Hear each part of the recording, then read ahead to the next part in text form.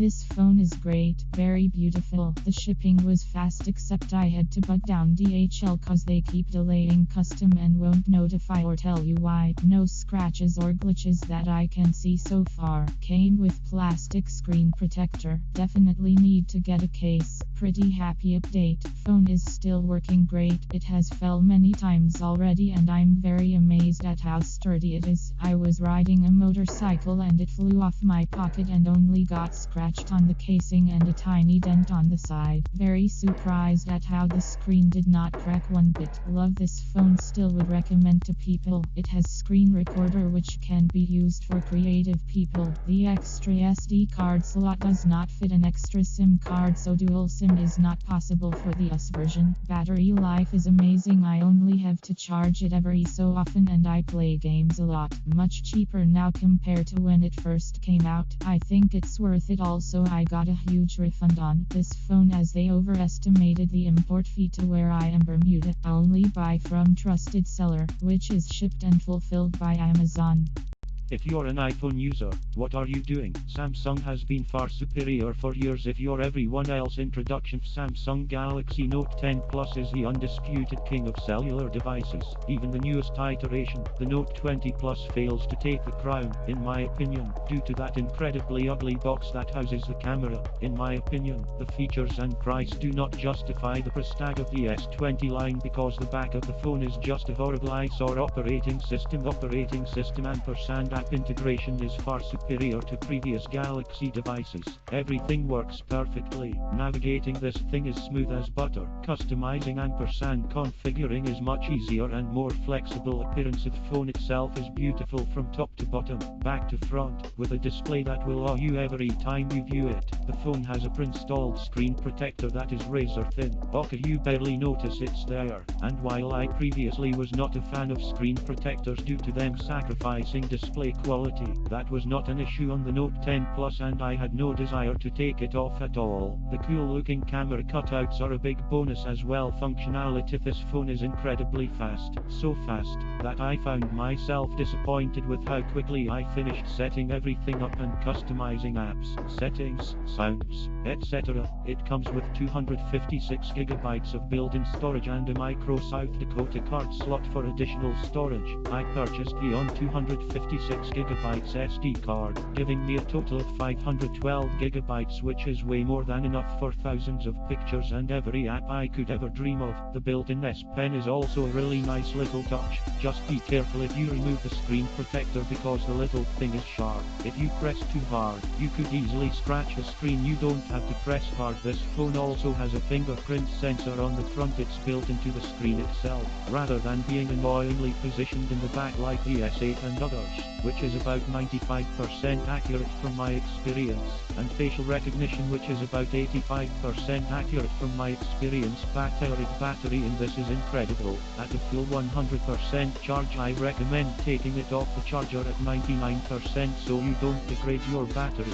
This thing lasts around 3 days with moderate usage, a day and a half with heavy usage. It takes about 55 mAh to charge to 100% if you use the wired charger that comes with the case, and about 1 HR30 with a fast wireless charger. The phone does not get hot at all unless you leave it out in the sun or something. Camera: this thing takes amazing photos and videos, to the point where you can see the hairs on a leaf in full detail. In addition, you could easily store 3000 plus photos on the device using the built-in storage alone, and the microphone is extremely good, finding the perfect balance between loud and quiet when recognizing your voice. Design ampersand feel a guy, but I have little Trump hands. Okay, they're not as small asterisk but not big either, and this thing fits in my hand nicely. It is in fact difficult for me to reach the bottom left button when holding this in my right hand, but not impossible, and the square design makes it easier to hold on to than the rounded design of the regular Galaxies, so you can find just the right balance. That said, if being able to operate this device with one hand is important to you, you may struggle, so I'd recommend going with a smaller device, like the regular Note 10 or perhaps even the Note 8.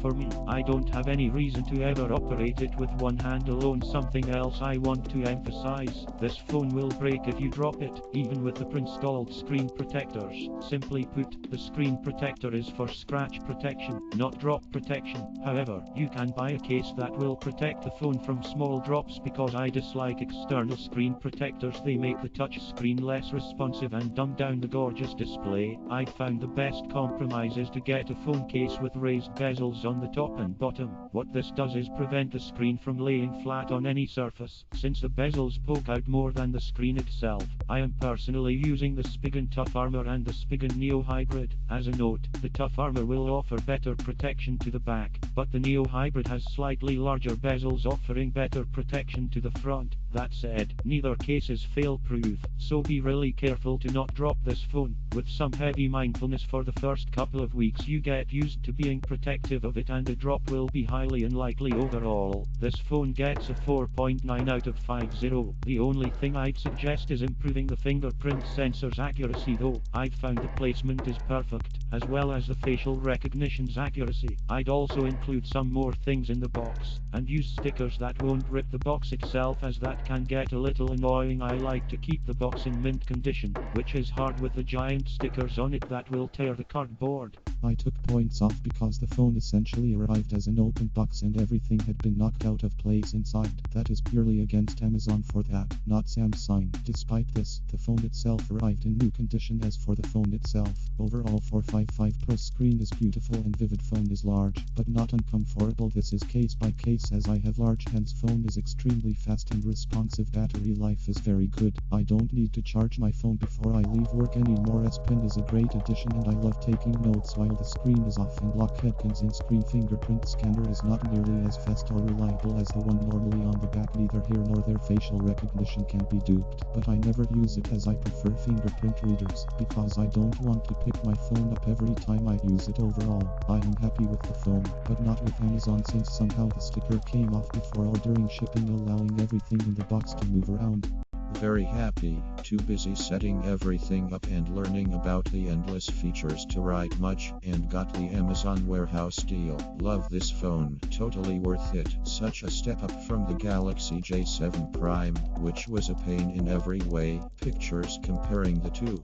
My dad loves it already and he has yet to activate it. Good first impression to him, considering he had an iPhone 6s before I got him this phone. If it turns out to be defective, I'll be sure to change this review. But until then, nice phone Samsung, well done. I love this phone so far. I purchased the Origlow/Silver. The color is gorgeous while still being able to see your own reflection. The battery life is great. 50% can last me the whole day while the phone is set to optimize. The screen finger scanner is good. I'm still getting used to it. I chose not to set up Face It, so I don't have a review on that. The stylus is wonderful. It has so many features, still discovering them. I was able to transfer my data from my S9 to this new Note 10 Plus seamlessly using the cable provided in the box. Took about 10-15 minutes for the main transfer of data. The phone arrived in a brand new safely sealed box with all mentioned accessories included. I would recommend this phone. So far so good. The camera is beautiful, the battery lasts most of the day and it's not too big to hold. The roses are taken with the phone. It comes with a fast charging port, double-sided Type-C charging cable, S Pen and extra S Pen tips, AKG stereo headset, and user guide. Amazing smartphone, thanks you. Beware, the camera is beautiful. Its size is great for editing if you like to play around with photos or draw, make notes. Will work great for my husband's concrete business. You can record video while drawing notations, e.g. for plans/designs, but if you enjoy using your phone to take extensive photos, avoid this phone. It struggles to capture good detail. My S5 almost did better. Night mode isn't bad. Panorama is cool. But I spent 1,300 on the 5G Plus version. I am highly disappointed in the camera. Taking outdoor photos, it would blur, pixelate, and simply jumble detail throughout the photo. Also had a major issue with depth of field in some shots. These I posted are a few of the best shots I got. On a side note, The or color/silver phone is beautiful. Ended up with a white because I originally returned the first one that I thought had a camera defect. It's that bad update. I have discovered it's some high software/engineering in the phone. Apparently Apple has done this BS for a while. It's supposed to reduce file size while retaining quality. Well, it doesn't work. You can say save in RAW/JPEG format, but it still processes smaller than my S5 did, around 2 to 5 megabytes. Simply put, poor quality. However, the bones of the camera S itself are good, so I'm hoping a different camera app or even a software update is released later on where people can use the camera to its full potential. Fingerprint reader sometimes takes 2 to 3 attempts to work. I still need to test the face recognition. Love the performance, love the 12 gigabytes of RAM, got mine in December, have it in a Spig and Slim Armor Essential S case. I keep it in the pocket of my cargo shorts or mobile pants against my thigh where there's no chance I can sit on it unless I'm actively using it. I have a smartwatch and use one of several Bluetooth headsets, so it is safe in my pocket most of the time. Somehow the back of the phone managed to crack while inside my pocket, which was empty other than a couple of fresh napkins I had left from lunch padding. Inside the case is undamaged. I'm undamaged, so be aware if you are going to buy a Samsung device to ensure you include insurance when determining if you can afford it. For my money, and device should be built strong enough to hang out safely in your pocket without randomly splintering into pieces. Also, for what it is worth, Samsung does not consider that this is a defect. They make no provision, despite what they may tell you, for an evaluation to see if the device is faulty. If the super thin layer of glass breaks during normal daily use, you're probably looking at plus tax for the back glass to plus tax for the front glass at a Samsung authorized service center. An adult who takes care of their stuff should not have to fork out for Samsung Care Plus to be able to carry it around and use it as intended. As soon as a manufacturer starts making decent flagship phones out of something stronger than glass, that's what I'll be carrying. Upgraded to this phone from Samsung Galaxy S9 Plus. There are some stuff that I like and some other stuff I really hate. Okay, here comes the cons. First, the on-screen fingerprint reader. Compared to my S9 Plus fingerprint scanner, the on-screen is trash. Very hard to read, and even if I get it to read, it takes more time to unlock than the S9 Plus. Iris scanner is gone, which is quite unfortunate due to the trash on-screen scanner. The other part I don't like is the location of the power button. The power button is now combined with a useless Bixby and located on the left side, right under the volume button. I find it very hard to reach and sometimes get mixed up with the volume button. I'd rather have it on the right side. The O is now gone too, but not as much as a big deal for me. I just hate to see it gone. The battery doesn't last as long as I would like it to be, given I have to charge at least twice a day. Oh, and one more thing, the notification light is now gone. There are apps to enable light notification on screen, but I'd rather have the LED than LED rings on my screen, cause it might cause burn-in the long run. Okay, now for the pros. The screen size and color is outstanding, bright and very pleasant to the eye. The S Pen is great to have, but not really a game changer for me.